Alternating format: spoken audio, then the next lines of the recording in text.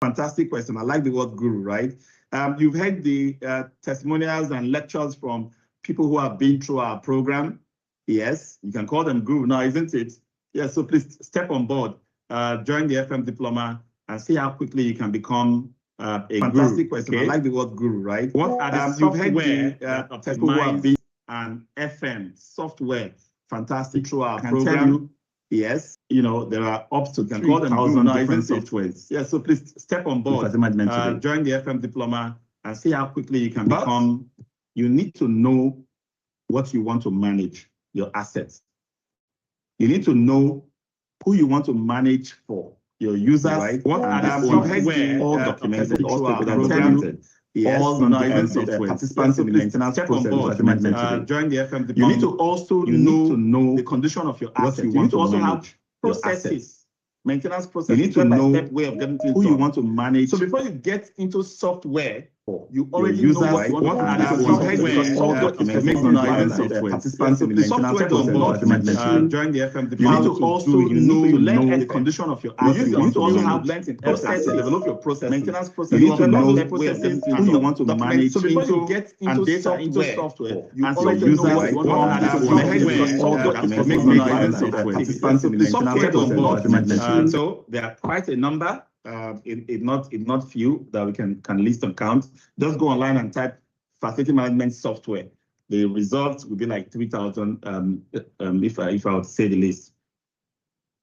Is there age limit for this profession? No age limit. Now, let me tell you something about FM globally.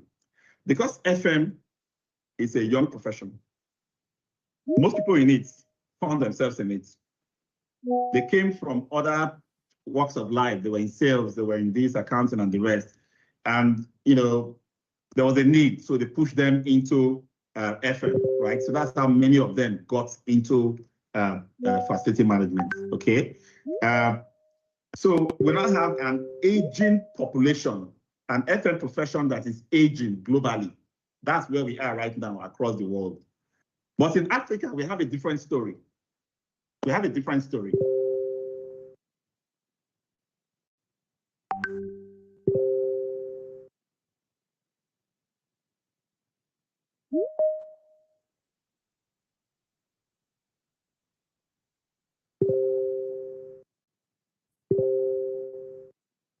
Sorry about that little break. In Africa, we have a different story. We had a young population coming into facility management, which is good. But we want people to come into facility management prepared for a career in it. So you can rise quickly because you know what you are doing. You will not be like the older generation that found themselves in it. You are coming with your two eyes open, learning on time, and moving into a profession that can set you up for life. Okay?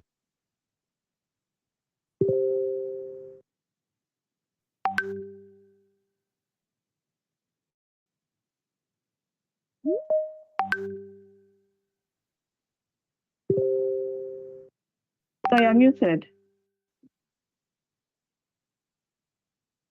Sorry, I think I was muted. So no age limits. On the age limit question, we have a young population interested in facility management, and we are ready to train everybody to make them professionals as quickly as possible. If we train and churn out 5,000 professionals every year from this year, in the next 50 years, we will not still meet the demand for facility managers in Africa. So the opportunity is huge in every country for us to take advantage of this profession. So don't think there's an age limit. What can you enroll for? Please go straight to promo.facilitymanagementcourses.com. Promo.facilitymanagementcourses.com is the landing page where you will learn all about the facility management diploma that I gave some bonanza about a minute ago, that I reeled out the courses that it covers so that you know what you expect in the program. So go there and enroll right now. Why some companies did recognize the presence of FM in their organization, and how can we change their concept? We need to start working as FMs that understand the organization and are strategically contributing. A company cannot be forced to recognize the presence or the who the FM is. No, the organization will start appreciating the FM because the FM has spent time to understand FM, the body of knowledge and skills, understand the organization, the strategy and the business drivers of the organization, use this two knowledge to add value to the organization.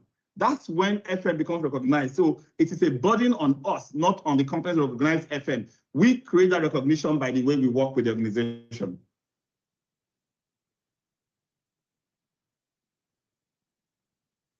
Max-Migold Diploma or Pro FM, which should come first? Take the Max-Migold Diploma first before you do the Pro FM. Why? One, it is cheaper. You can afford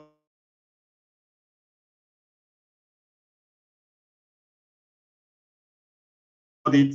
And then two, it is more expansive in scope. All of the international education that you get from Canada, if not from the USA,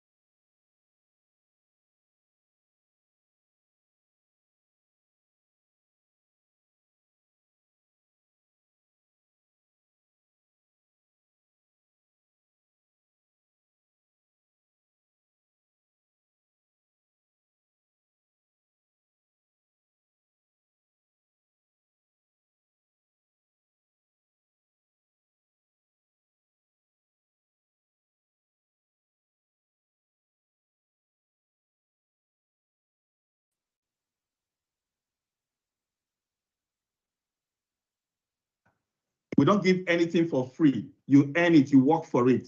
So yes, there will be an exam, and once you pass the exam, but again, while I'm not saying the exam is so cheap or whatever, I just say we give you all that you need to be able to pass it. You pass it in.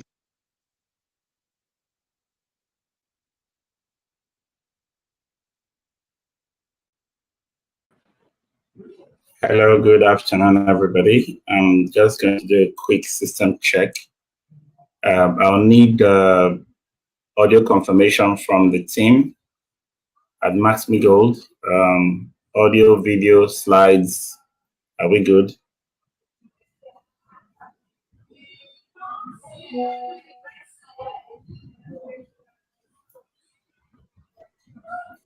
Hello, I need feedback. Slide is good. Video, audio.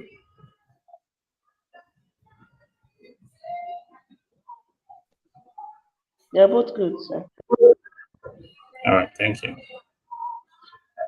I'll start in exactly 2 minutes.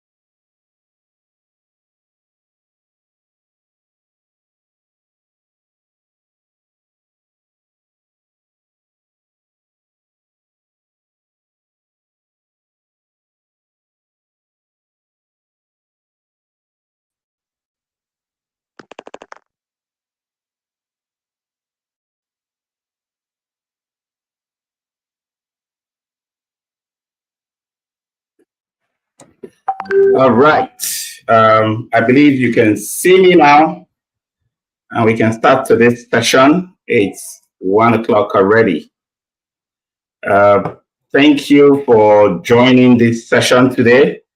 I'm actually on the road this week and next week, so finding locations where I can come live to you on Thursdays is quite interesting, and I'm happy to be able to be with you today.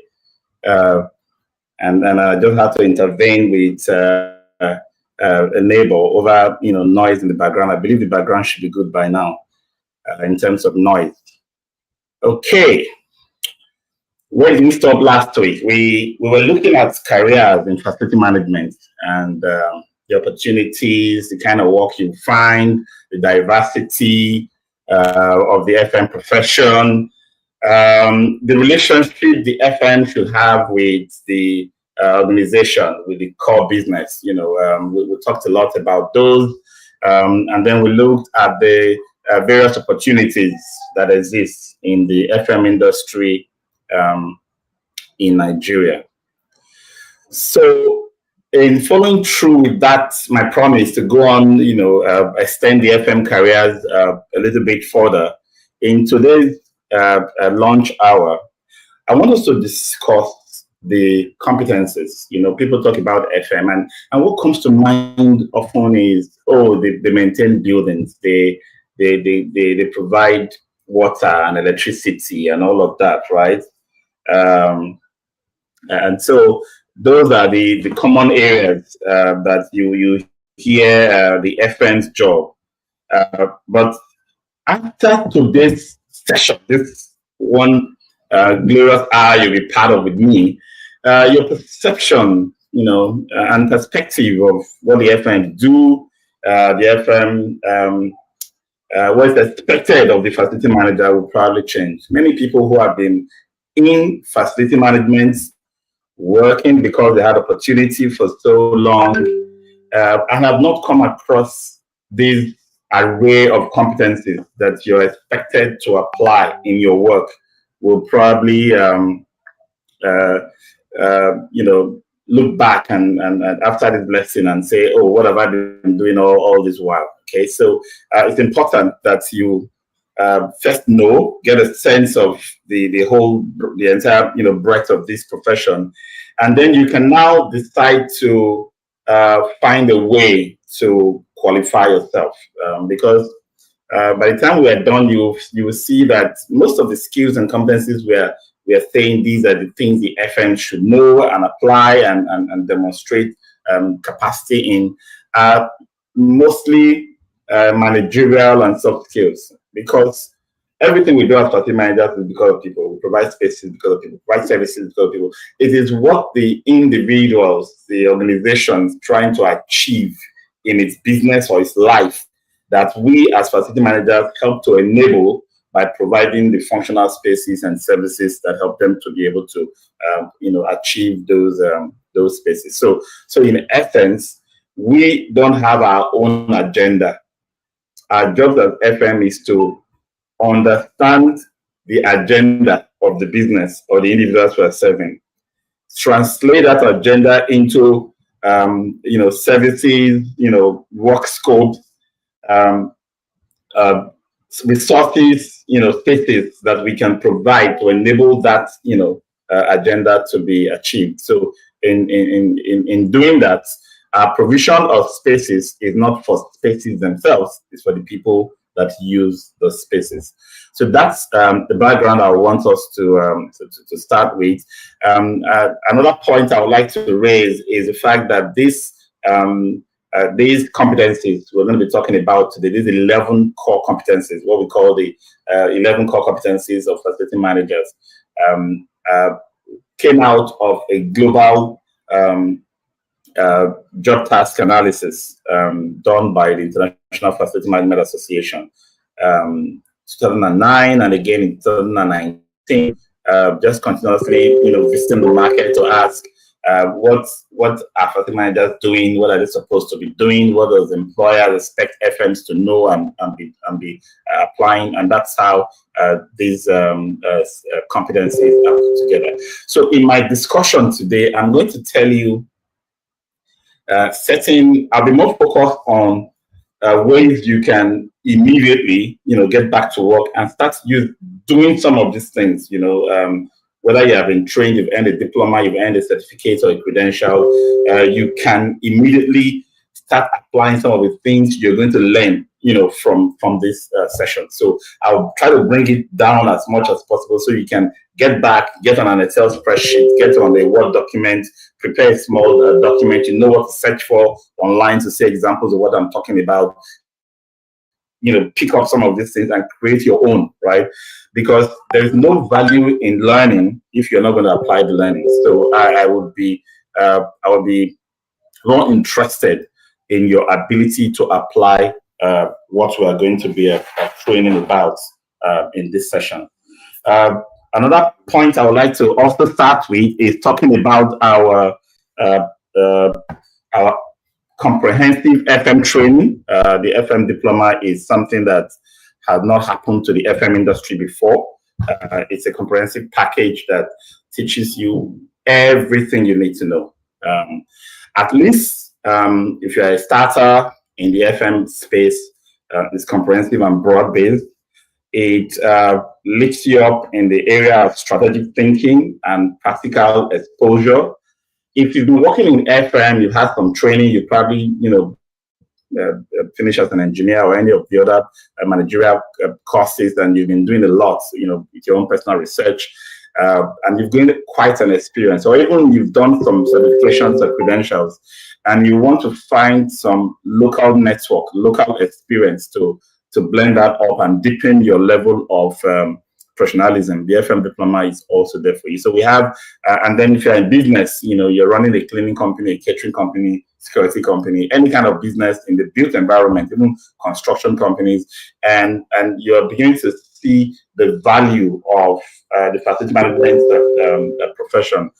This program is definitely going to give you the kind of scope and depth and breadth you need to become professional, or at least be able to apply some of the training, the skills, and the concepts of facility management in improving your businesses. So all you need to do is go straight to promo.facilitymanagementcourses.com and read through the details. If you're interested, sign up, because we've been doing this since 2016, and it's reached out to more than 4,000 people, with about 700 graduates of the program so far, and it's exciting for us. All right, back to the topic of the day. The first most important competency that the FM should have is that of communication. It is the oil that lubricates the engine of everything we do in our workplaces. And because facility management is at the heart of what every organization does, because we enable the individual and therefore enabling the entire organization, we guarantee the safety, security, and the well-being of the individual, and therefore the productivity of the business. And as such, we are strategic in contributing to the bottom line, all three bottom lines of the organization, right? We interface with people at multiple levels. We interface with leadership at the top. They are concerned about, cost implications of what we do. They are concerned about, safety and security for the team. They are concerned about personnel productivity and health and well-being. So they need the FM to help guarantee that the people will be served well, so that they can provide the productivity and the resources that will lead to profitability for the organization. So top management is interested in what you do, right? Then you work with the people you serve. You provide all kinds of services. You need to be able to define certain service level agreements agreed with the users, begin to implement and have continuous interactions and communication with them, such that there are no frictions, there are no misunderstanding, there are no plugs in the wheel of getting them to enjoy the services and their own productivity. So the FM is, you need to be in constant touch with those you serve. The FM also uses or works with vendors and FM department team members. These people need to be given specifications for the work they need to do. Those specifications were drawn out of communication with top-level management and building users. So you take those inputs and then you feed it into the specification of the work that the vendors and your staff or team will do. And then you ensure that there is understanding during the monitoring phase of execution. And there's a reporting mechanism. So that's continuous communication. And then there's the performance management and appraisal process, where you actually have, a process of talking, documenting how people are doing relative to what you expect. The users and the owners, managers have given you certain mandates, and you are working with these people to deliver it. What is the gap between what they are delivering and what your expectations are? All of this is all done using communication. And then the facility manager also now need to develop communication strategies and communication methods with community. You know, we are managing the physical premises. And if you're managing the physical premises, then your effluence is going into the neighborhood, your refuse, your sewage, your generator fumes and noise from your facility. It affects the entire neighborhood, right? You cannot be in isolation within any community, right? So the FM needs to have that interaction with the community. Your organization must be perceived as a good place to work, as a good neighbor. You are responsible for that. And so all of those corporate social responsibility projects, things that you do to engage with your neighbors are going to be managed by the FM, and there's going to be communication. Otherwise, you have all kinds of rift with your neighbors. And then you now have the regulatory authorities. The regulatory authorities are concerned that the environment is protected, so you're not releasing things from your site that's causing environmental degradation, right? They're concerned about your compliance to so many built environment statutes that are defined in the building code, right? So if you understand the building code and you know all of those agencies that govern everything from sewage plants to elevators to health and safety inspections to environmental inspections, and so on and so forth, you need to be in touch.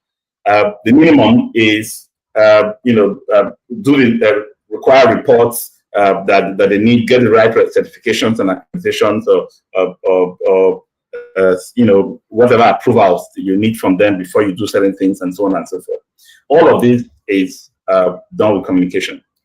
So while we say the computer facility manager is able to manage the facility development and use of the facility communications plan, I would like to break it down in layman terms, right? You identify all of these stakeholders, people you interact with, multiple stakeholders, identify all of them.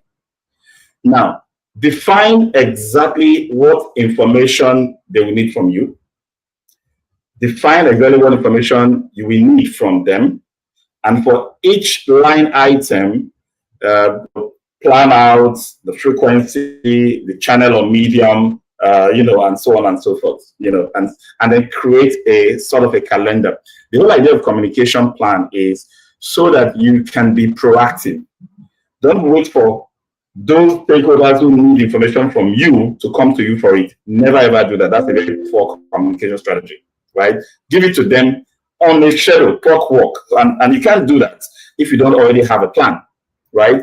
And don't expect that those who should give you information that you need for your work will just bubble up to you and give it to you as at when you have to create your own communication plan that indicates where that information is needed by you, when you should get it from them, and create a follow-up mechanism that helps you retrieve that information. You can see how you give yourself a burden on both ends. One, you're proactive in giving those who need information from you the right reports at the right time, the right approvals gotten at the right time, community communications, staff communication on SLAs, and so on and so forth. You do all that proactively.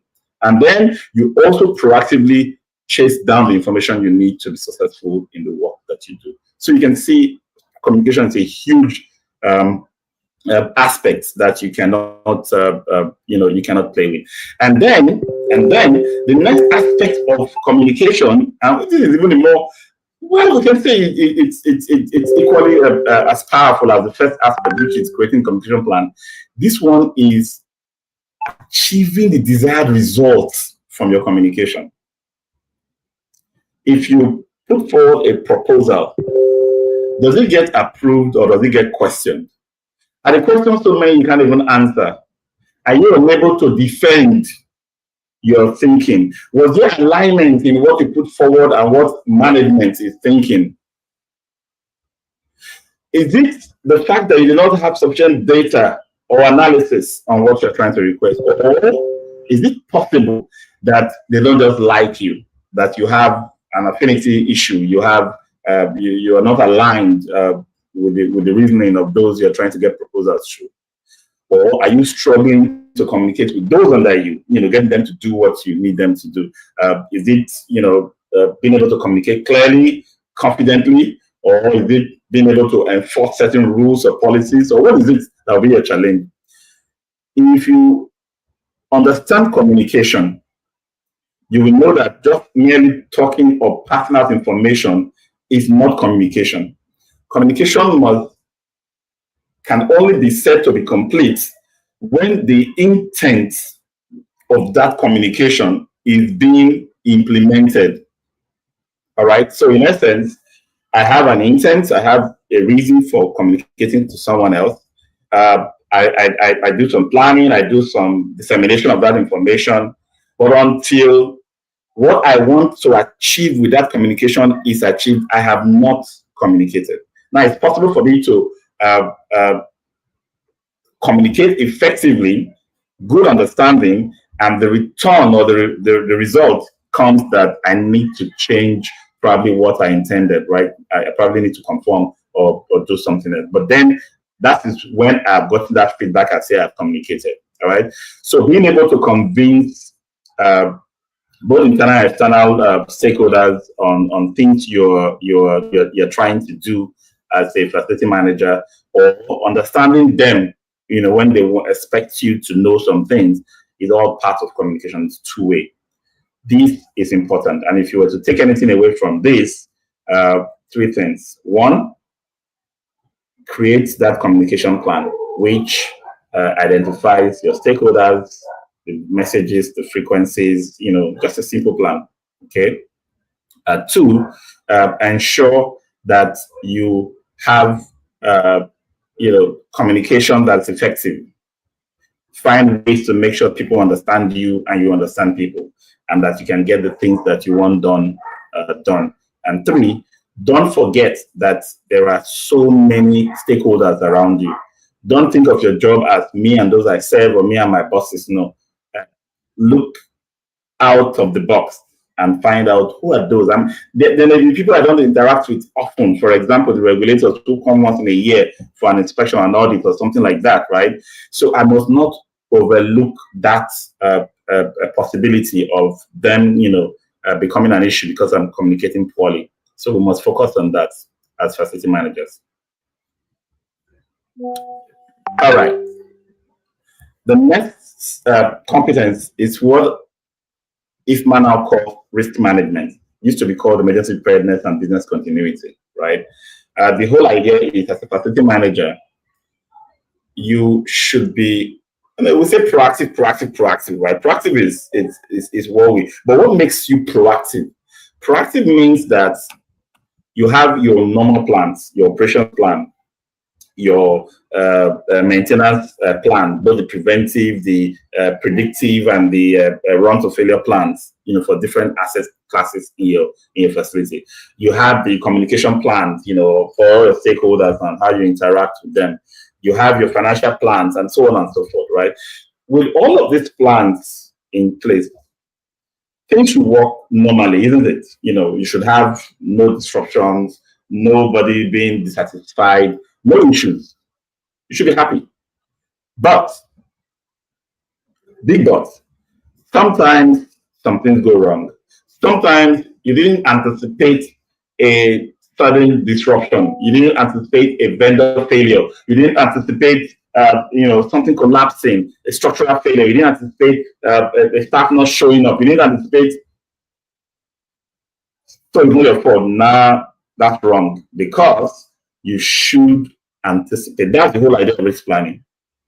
Being able to look at your normal plan that is working normally and everything is working okay, and say, all right, what can go wrong?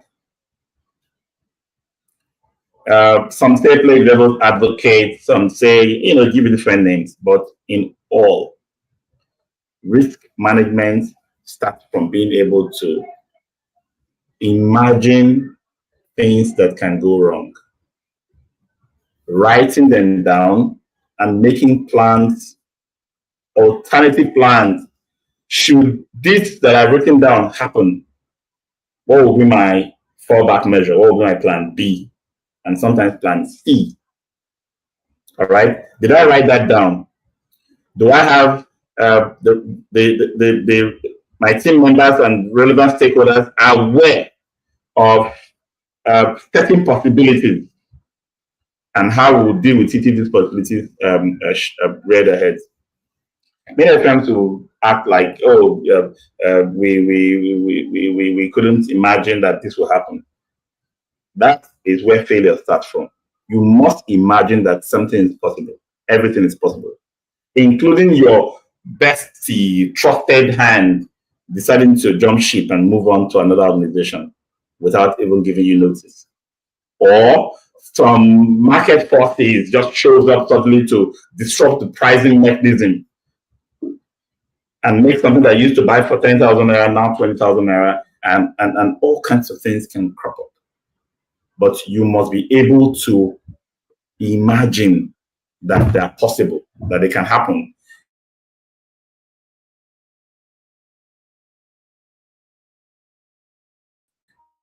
And plan for them. That's the whole thing we're talking about in business. Something wrong happens. Can we continue our business? Can we have a fallback measure? Can we? That's just it. How do you do this? Sit down with your team. Write down various aspects of your operations, supply chain aspects, vendors and how they used to disappoint. Write down as many things that you can remember about how vendors have disappointed you in the past. In that same place, also write how many times you have disappointed vendors, because when you disappoint them, they begin to act funny towards you, right? In terms of payment and the rest. Internal bureaucracies, what are the issues? Do we get approvals on time? How long does it typically take for approval? What happens if the MD travels? How does the ice operation affected during rainy season and dry season? Look at all of those. You create several buckets of issues, and then you flesh them out into lists. And then it is from those lists you now, assemble together into a longer list where you take each one by one and say, for this item, disruption that's caused by delayed approval when the MD travels. That might sound like a small issue for some organizations, but for many small, medium organizations, that can be a big issue, right? Because no one else has the banking operations rights or signatory to release funds. And so we have to wait until it lands somewhere and then sends in an instruction and blah, blah, blah process, which we don't have control over, and that causes delays. What do we do? First, before you start getting to what do we do, you have to rate that risk. What is the probability of this happening? Of course, you've experienced it before, that's why it's in your list, right? What is the likelihood? That's the probability. Then you now go to what is the impact. When it happens, how does it affect operations? How does it affect the business? How does it affect our reputation or whatever thing we're trying to rate, right? So you rate it and you give it a number. How do you give a risk a number? You adopt a scale of 1 to 5, 1 to 7, 1 to 10, 1 to 9, whatever scale you want to adopt. And then for very low probability items, you give them a low number, 1 to 3, or low number. For average probability number, you give them a scale, a number. And for high probability happens all the time, you give them a high number. And then you take the severity or impact and you do the same thing. Whenever this happens, or if it does happen, maybe we've never experienced it before, God forbid, like we always say, if it does happen, what is going to be the impact? What's going to be the implication of it, right? How will it affect our business, right? So that is the severity or impact assessment. And then we'll give it a rating. Okay, so this is going to affect, somebody might die, there may be an injury, we lose a lot of money, and so on and so forth. You do that ranking using your priorities, the people, environment, assets, and reputation. That's a peer priority. And you use that to rank and give those numbers. And then once you give a rating number, you now multiply them. So probability times severity, likelihood times impact, is what gives you your risk rating for that item. As soon as you've done that, you now grade all of the risks you've identified according to their risk rating. So the highest risk comes up and you rate it all the way down to the lowest risk. You now define what I'll call your organizational risk threshold, right?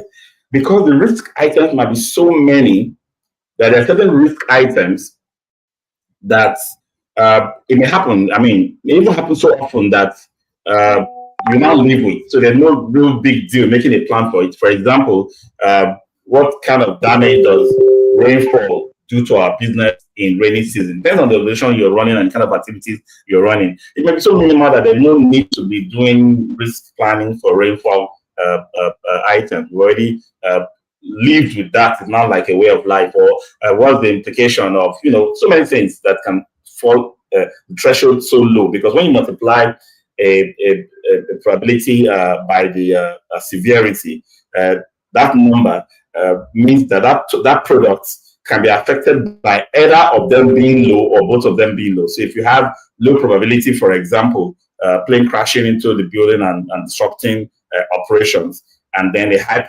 severity, like the fatality that will come out of a plane crash, for example, when you multiply a 1 times 7, for example, that's a 7 out of a total 7 times 7 probability possibility of risk level, which is 49. So 7 over 49, it's a low risk. But don't worry about a plane crash, for example. Sounds like, oh, this is a very serious problem if it does happen. Yes, if it does happen. What's the likelihood that it will happen?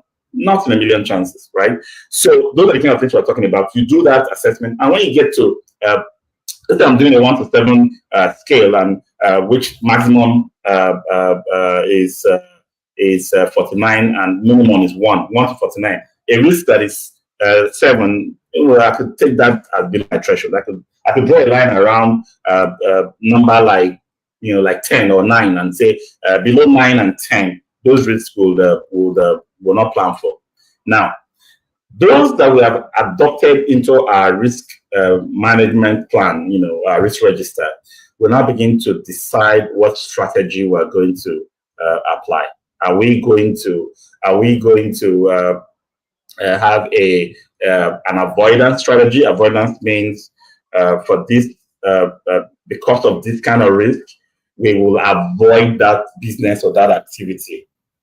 We will just abandon it because the risk is too high. So for very high risk, like a 49, you know, over 49 kind of risk, I probably would just say, you know what, let's not do it.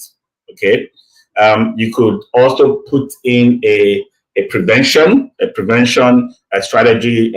You still do the activity, but you put effort to prevent that risk from, you know, rearing its ugly head, which means you are targeting the risk.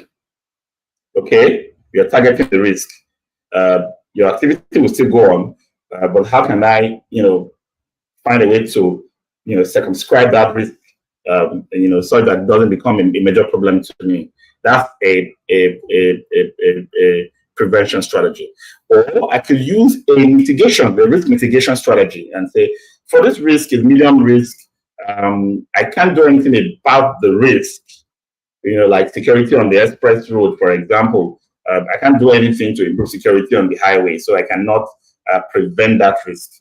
If I'm still going to go on that journey, then I want to find a way to mitigate the risk. This is where I'm looking at, if that risk materializes, how do I reduce its impact on me and my business? So what, you know, okay, so let's go in a bulletproof vehicle, for example. Let's go in some military escort and things like that, right? This is mitigation now. I'm responding by using mitigation. There are some risks that are so low that I just, you know, I just accept.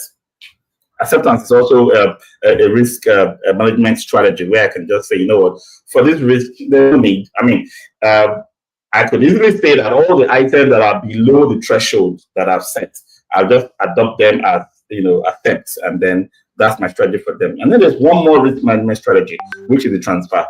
Some risk, whether high or low, probably are not worth me getting involved in, so I can contract those risks out through contracting, or basically just get an insurance company to take on such a risk.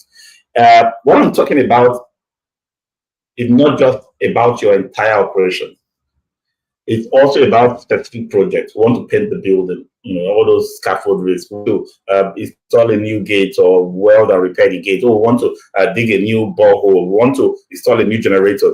There's so many things that we do on a regular basis that we need to actually sit down. Even a simple activity like fumigation. You want to fumigate your site or your buildings. You need to sit down and have a standard set of risk management templates already in place. Okay. And then the environment. Facility managers are managing the built environment. We take resources from the environment in terms of energy and water and other materials. We need to provide spaces that are functional and useful to our occupiers, providing all of those spaces and services that they need to function well. And then when they do, they give out a lot of waste from that process. And in fact, all of this waste goes back into the environment. Okay, so how are we significant in the whole environmental watch, environmental protection thing? We are major culprits in the exploitation and degradation of the environment, mostly through fossil fuel and water and other materials that we get, especially toxic materials. We use them, and then we're also complicit in the dumping of waste in the system, from effluents to oils to fuel to refuse to emissions from our generators to just name it, toxic materials from all kinds of things that come out of batteries and mercury from lights and other gadgets. We take all these things and we put it back in the environment. We need to become environmental stewards. Think about how to use less, how to waste less, how to use materials and supplies more judiciously, how to cut down costs, how to be socially responsible in how we care for the people that we manage and provide spaces for. It's very important that we take care of all of these as facility managers, okay? Because we are already complicit. And then as facility manager, you manage money. The organization will spend more on their fiscal assets than most other overhead categories except salaries and wages. And you manage the fiscal assets. It's very important that you are able to show discipline.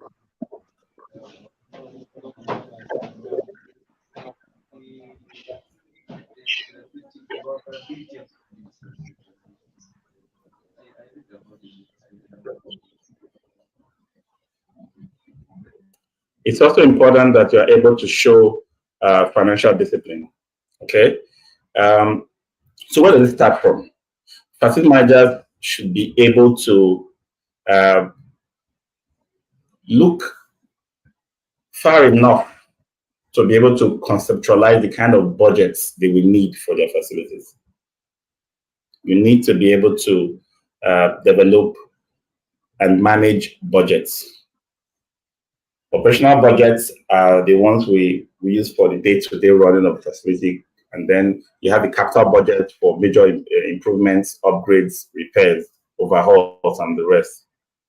Being able to create these two, being able to categorize them, being able to have a historical tracking mechanism that tells us what we have been doing regarding every aspect of our budget category, in addition to being able to create the future plans. That's key to facility management.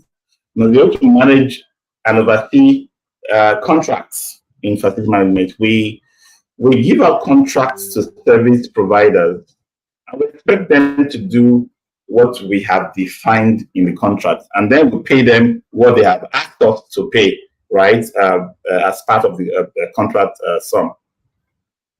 But we often get into some log jams. First, the skill and competency to be able to carefully and properly define service levels, service specifications in every contract is a skill that facility managers need. Okay, and it's important that you are able to understand contracts. From budgets, we're talking about contracts. Because you want to pay a fair price. You want to be able to get results. You want to get value in return for the money that you are paying, isn't it?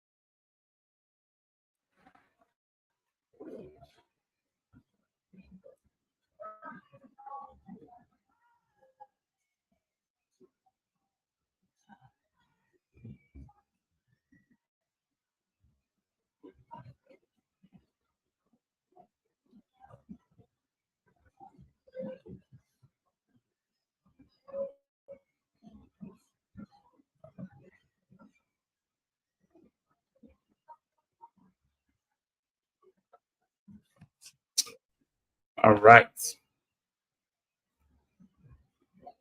I believe I'm back up now. So this competency of leadership and strategy, the FM should be able to manage and lead the facility organization, the team that you manage. Lead, inspire, and influence your team. Be able to lead the entire organization. Be an exemplar. Be ethical in your behavior. Don't be the number one suspect for everything going wrong in the organization. You have to be ethical. You have to have a very high level of integrity. Be able to resolve conflicts. You must be able to plan strategically, have a vision, understand the vision and mission of your organization, and create corresponding vision and mission for your facilities department, and translate the organizational strategy into facility strategy. That's the job of the facility manager. Here you will learn the need to understand the impact of what you do on the entire organization, including your management.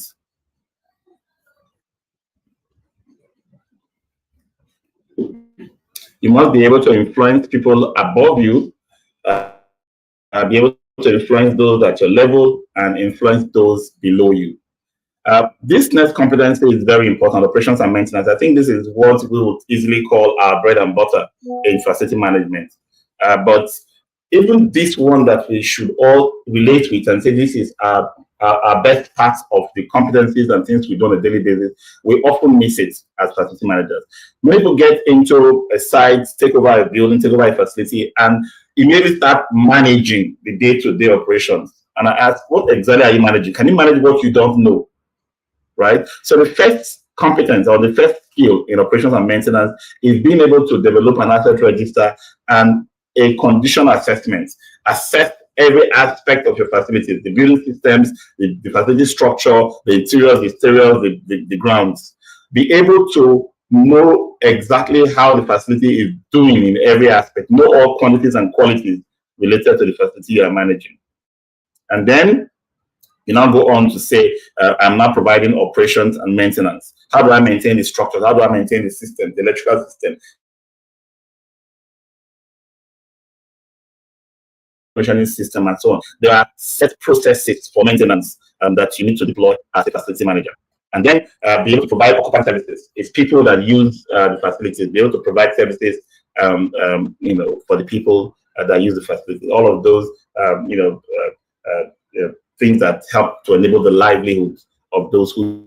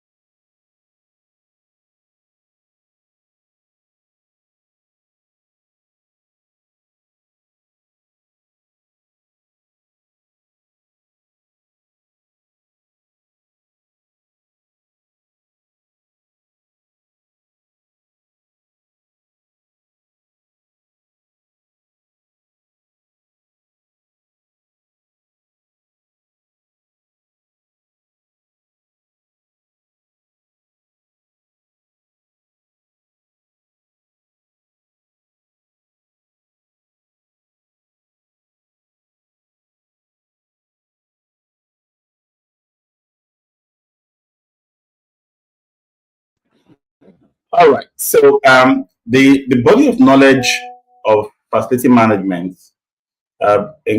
requires you to be able to understand project management.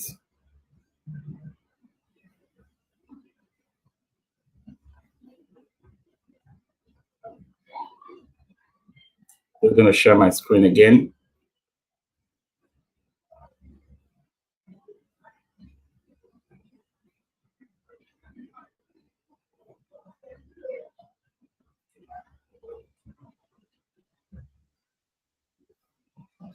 Okay. All right.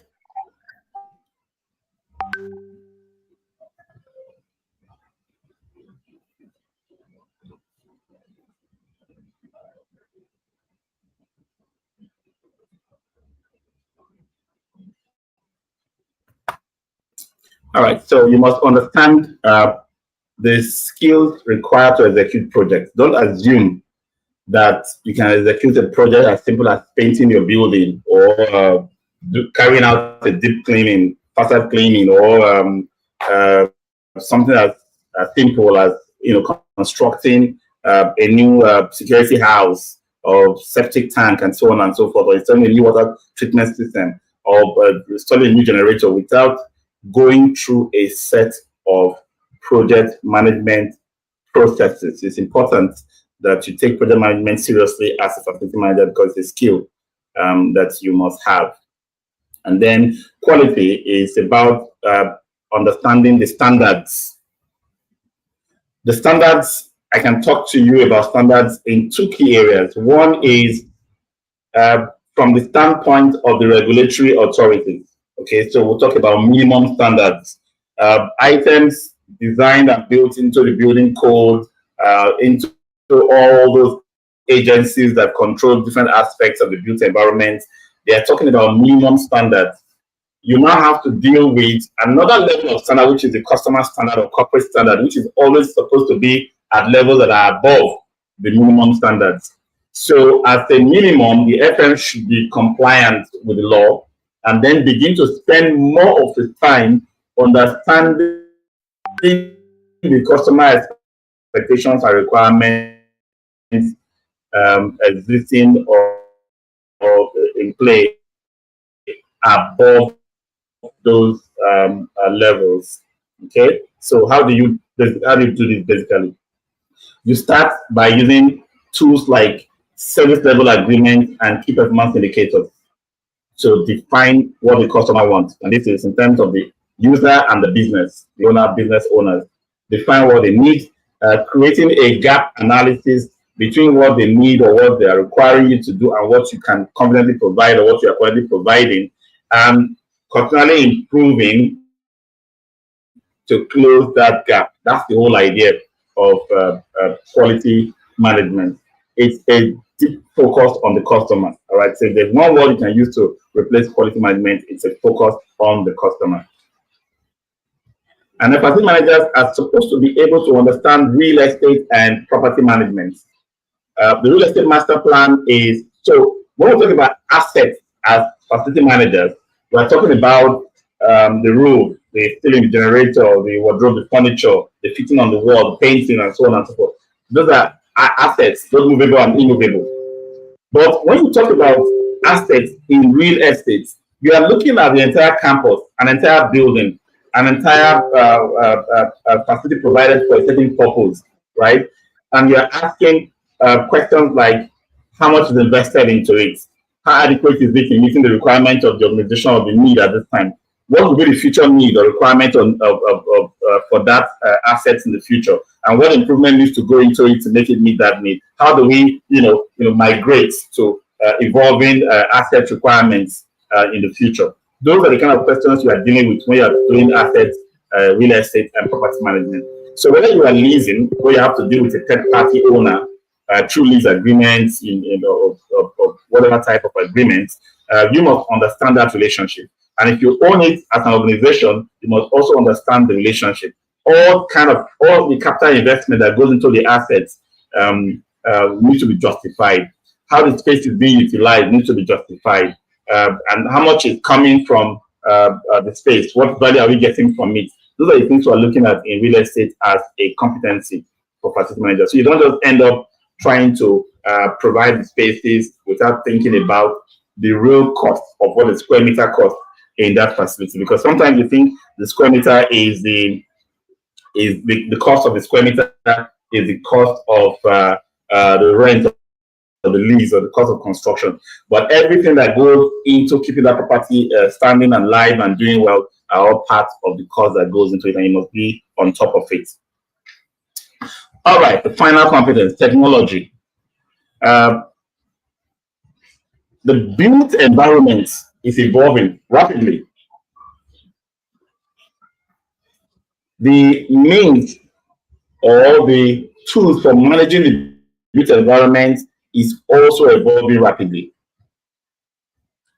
So in the built environment, there were times when, in the past, where you had to reach the light bulb to put it on or off, or times where you had to take it off. There was no switching. Now, we have advanced to the point where buildings are even smart to the point where the light bulb turns itself on when it senses need and turns itself off when it senses no need, right?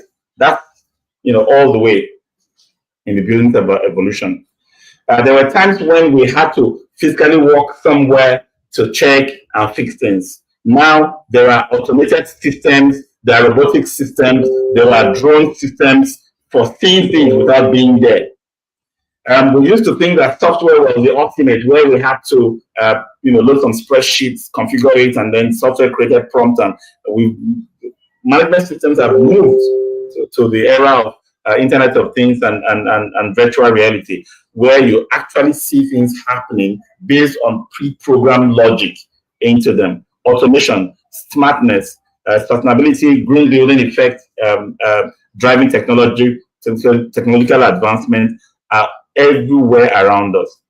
We can't stay in the past, but we cannot deploy technology just for the sake of it, for the fun of it. No, we have to evolve in our management approach to the deployment of technology that is appropriate for the real level we find ourselves. Okay, what am I saying? There are times when cutting the grass with a cutlass is better than using a lawnmower. And there are times when that lawnmower with a man manning it and pushing it is the best technology. You will come a time when a lawnmower that nobody manages, there's nobody overseeing it, supervising it, will take care of the lawn, pack itself, tidy up, and nobody will even pay attention to how it takes care of the lawn. That is the evolution of technology. So that's where we should be paying attention. We should ask ourselves every time we need to evolve in technology, what is available out there? Learn it, know it, become aware of it, so that when it's time for you to make a choice, you're not going to be going back to pick technologies of the past. Okay, so I have seen a few questions. I'm going to address some of the questions. Before I do that, I would like to say for all of you who have been with me today, thank you for attending this session. The FM Diploma for the last batch in 2023 starts on the 21st, which is Monday next week. If you've not taken, if you're not registered for it, please make your way to promo.facilitymanagementcourses.com. You can also chat me on WhatsApp if you have questions, 080-220-20122. The number again is 080-220-20122. Please drop your questions. On the Telegram group, you can drop your questions. Facility Management Telegram group, we have more than 2,600 of us there. Please drop your questions there as well. I monitor that group closely because I want to stay in touch with everybody that I engage with. All right, so let me take your first question. How can FM in small industries with not much standard deploy CSRO strategy to the management who may not want to have it applied in the organization? Your approach to CSRO or any sustainability initiative should not always be insurgent, should not always be crashing in on management. You need to spend a lot of time understanding your management focus, your management direction. You must create what I call low-hanging fruit initiatives that aligns with where management is and where they are going. You cannot just wake up and say, we need to deploy CSR initiative. No. You want to do it because it's the best practice, but you must bring up ideas that will resonate with your management. So spend time understanding your management and don't try to crash into them with ideas that they cannot relate with. FM should not be the one generating spurious ideas. No, you should first make every effort to understand your management, the decision-making pattern, the strategic direction, where they are versus where they are going to. And then when you are bringing any of this sustainability or CSR initiative, make sure it aligns. Every time you hear, stop talking to me about that, or shut that down, or KIV it, you have failed, not them. Okay? What's the relevance of a technical background in the capacity and competence of a facility manager? Okay, so technical background, I would almost say it's irrelevant because it's been overplayed, in the industry. Everybody says I need a facility manager who has a degree in engineering and blah, blah, blah. Not necessarily, right? Because facility management is a management profession. It's not a hands-on technician's profession. I need the engineer to, turn the wheel and use the spanners and the pliers and the rest to get things done. So I employ the engineers and technicians to get things done. Now, but I cannot run away from the fact that I need to understand technical scope. At least understand how your customers, your users engage with the built environment. If it stops working, or what is dripping from it, right? What are those basic diagnostics that I should know? How should I respond to a customer's complaint about too hot, too cold, no water, and things like that? I should understand technicality to that extent of being able to diagnose, being able to schedule a job, being able to supervise the job, being able to scope the job. So you must learn technical aspects. You cannot, say the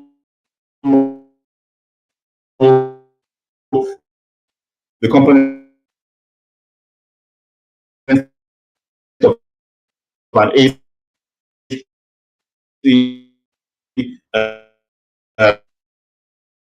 system that you're managing, right? But all of those things can be learned.